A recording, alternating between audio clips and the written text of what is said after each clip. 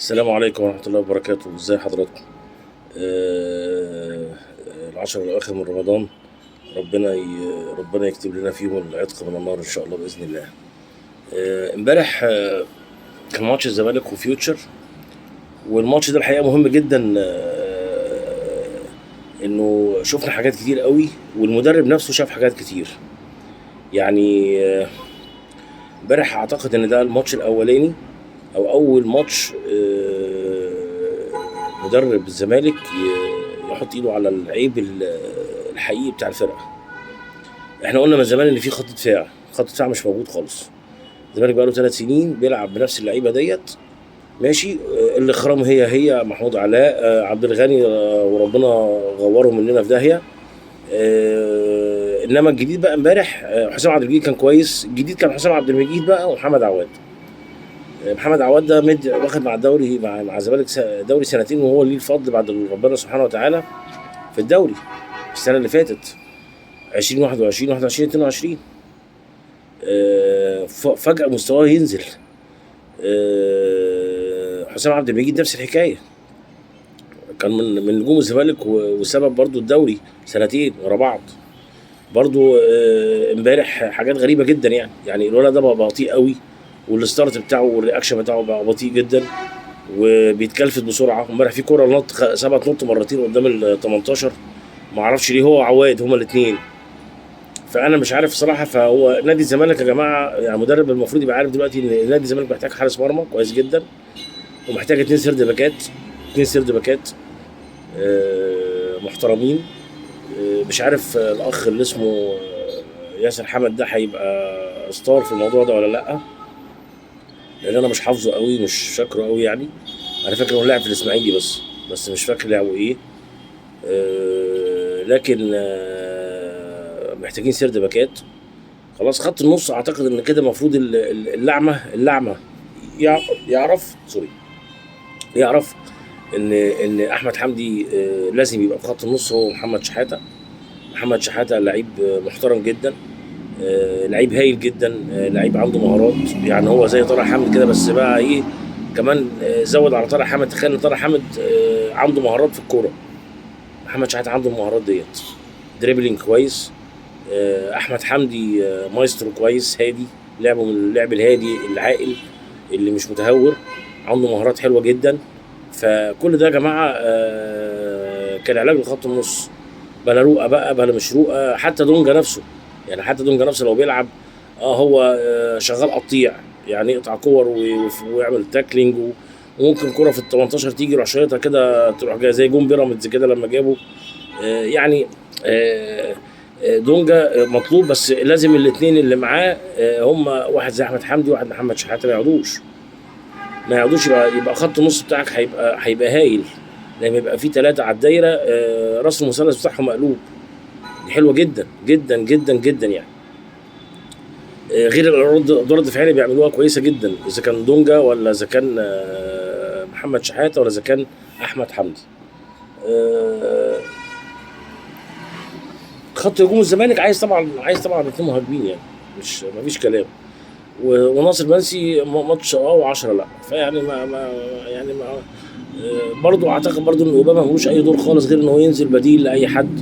لان اوباما، يعني رغم ان اوباما دوره مهم، بس مش دوره مش اي حد يحس بيه. وفي نفس الوقت مش مؤثر. يعني لو استغنيت عن اوباما زي وجوده، الا بقى لو هو فايق قوي والحظ ماشي معاه. انما اوباما مش هتلاقيه بيلمس كوره كتير في غالبيه ماتشاته، مش هتلاقيه اسمه، مش هتسمعه كتير وانت قاعد بتتفرج عليه. انما هو هتاخد بالك من تحركاته بين الخطوط، بيتحرك كويس جدا. انما هو عايز يتحرك ويستلم الكوره وياخدها يرقصها بالطريقه اللي هو عايزها ويعدي بيها، مش هيلاقي الكلام ده. فهو في دماغه كوره من ايام يعني كوره ليها احلام تانية غير الاحلام بتاعت الكوره الحقيقيه يعني. فاوباما ما ينفعش يبقى اساسي. فانت عايز نمرة 10 تاني مع عبد الله السعيد، خلاص. وعايز 2 مهاجمين. الجناحات عندك مفيهاش مشكله، والباكات اعتقد ما هوش مشكله. ولو ان يعني انا رايي الشخصي ان سيد نيمار ما يقعدش. انا رايي الشخصي ان سيد نيمار ما يقعدش. خالص، لان لو قعد انت بتموته، وهو بديل كويس لعمر جابر. وسيد نيمار ينفع يلعب جناح مع باك في نفس الوقت، فما ينفعش يقعد. برضه هو مش عارف برضه ليه كل مدرب بيجي بيقعده، رغم ان سيد نيمار دوت هو برضه كان سبب من اسباب فوز الزمالك بالدوري السنتين اللي فاتوا اللي قبليهم 2021 21 22. مش عارف برضه ليه برضه، يعني في حاجات هم مش شايفينها. سامسون اكينيولا لازم ياخد ماتشات كتير، ولازم تنزله وانت كسبان، وتديله ماتشات عشان يبتدي ينتج. في لاعيبه كتير زيه كده، زي جون انطوي في الاهلي، وزي فلافيو في الاهلي. لا قعدوا مده كبيره قوي، قعدوا سنه، يمكن قعد سنه اسمه ده فلافيو في الاهلي لغايه ما جاب جول بقفاه في ماتش المحل. وبعد كده بقى خلاص فتح. هو الولا مشكلته ان هو اتلبش، لا يعني هو جه في وقت في ظروف معينه الزمالك محطوط فيها، الجمهور والنقاد لبشوه وخلاص انت وحش. فالولا فقد الثقه في نفسه. انما هو الواد لو تركزوا في لعبه، مخه نضيف جدا، بيعرف ياخد اماكن كويسه جدا. يلعب من تحت مهاجم ماشي، يلعب شمال ماشي، يلعب امبارح كان بيلعبوا شمال عشان يقدر يفضي سكه للجزيري. الحقيقه امبارح الزمالك استفاد، لان من وجود خط نص الملعب اللي قلت لكم عليه ده، لان الجناحين ثبتوا. يعني هو خلاص، هو الجناحين اتمسمروا قدام خلاص.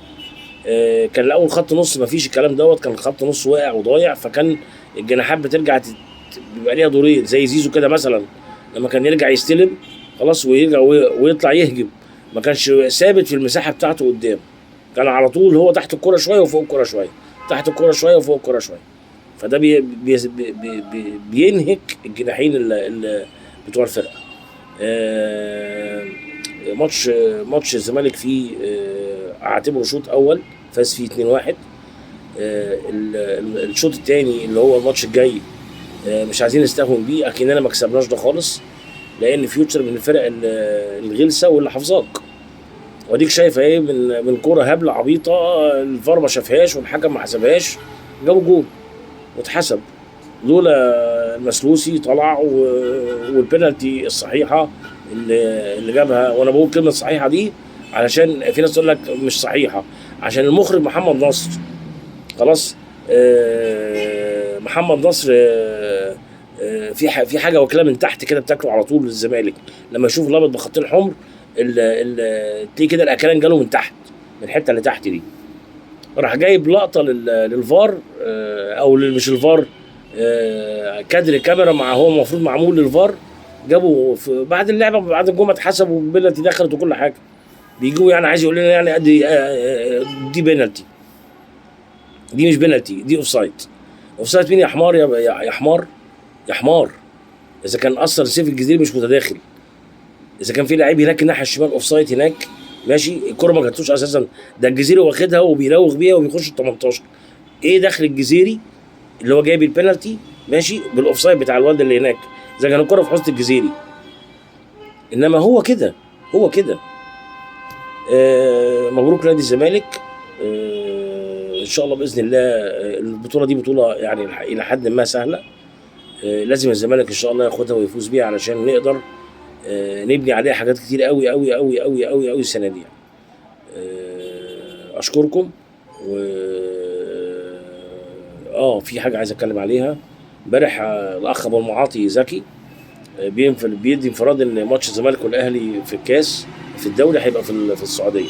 هو المستشار تركي الشيخ استحلاها بقى خلاص، عايز يعمل ماتشات الزمالك والاهلي عنده عشان يبقى ضامن ان الاهلي ما يتغلبش من الزمالك، ويجيب حكام ويجيب فار بتاعه ويقف يهلل ويعمل انا عايز افهم انا يعني، ولا هي قصه ما يصير اني احزن، ما يصير اني ابكي، ما يصير اني احزن. ايه في ايه انا مش عارف بصراحه. هو الشرم الدوري المصري كله ومكافآت ماليه للزمالك ومكافآت ماليه للاهلي لما يروحوا هناك، عشان ايه؟ عشان برضو نعمل تاني برضو نفس الوساخه تاني برضو قله الادب والجون الاوفسايد الفار ما حسبوش وبعد كده رجع حسبه تاني. ايه في ايه لو سمحتم مجلس اداره نادي الزمالك ما يوافقش على الكلام ده. لو سمحتم مجلس اداره نادي الزمالك ما يوافقش على الكلام ده الا لما الزمالك يكون واقف على رجله كويس زي الاهلي. يعني ماتش الزمالك والاهلي اللي فات الزمالك كسح الاهلي فيه، كسحه، بس جون فركش الدنيا، جون ظلم فركش الدنيا. ما ينفعش الكلام ده يا جماعه، الكلام ده ما ينفعش. فلو سمحتم مرفوض تماما هذا العرض من سيطة العمره الاهلاوي. خلاص اللي عايز يعمل خلاص بعد كده هيبقى الدوري عنده كله في السعوديه، ويروح يلعبوا في السعوديه الدوري 18 فرقه يلعبوا في السعوديه هناك، والاهلي يبقى ليه دوري لوحده هناك. ايه في ايه؟ يلعن ابوها كوره بقى، يلعن ابوها كوره بقى. اشكركم والسلام عليكم ورحمه الله وبركاته.